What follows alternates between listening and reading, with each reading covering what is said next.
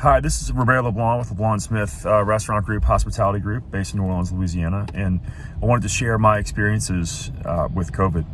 When the shutdown was initially announced, I knew it would be tough, but I didn't think it was going to be that long. I thought it was something that would be necessary for us to do to protect public health and safety. So I was okay with it, and you knew it was going to be challenging, but I really thought it was going to be a matter of weeks, 6 weeks at the most. And about a month into it, when it realized it was going to get to be much longer than that, then real fear, panic, and anxiety sets in. Not just about how you're going to make ends meet, but honestly, if the industry would be viable in the future. I genuinely contemplated whether or not I would even have a career in restaurants, because not only were we shut down and regulated, but we were so vilified that I thought it might permanently impact people's perception of restaurants and their feeling safe in restaurants. And so real dark days trying to navigate that.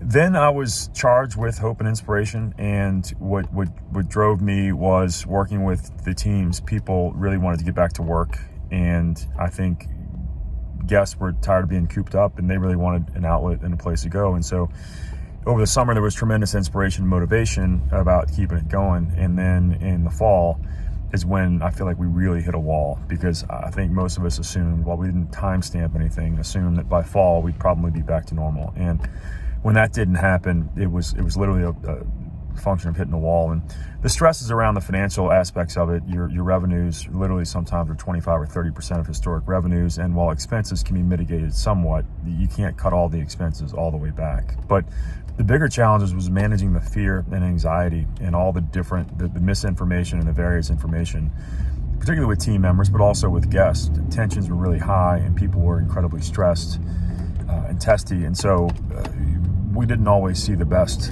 in people, our team members or our guests. And so one thing that was really important to me, though, is to provide some sense of normalcy. And so I think what inspired us and drove us to keep going and to entertain the few guests that we were allowed to have on site is, I do feel, while we're not self-important about our bars and restaurants, I do feel like people need a place to establish a sense of community and human connection in an increasingly disconnected world. And so we've always been driven to get people into the same rooms to share experiences over food and drink. And that's something that's always been a part of our DNA. So it's been a challenging year, and I'm very much looking forward to the other side of this. And I appreciate you guys taking the time to consider our platform. Thank you.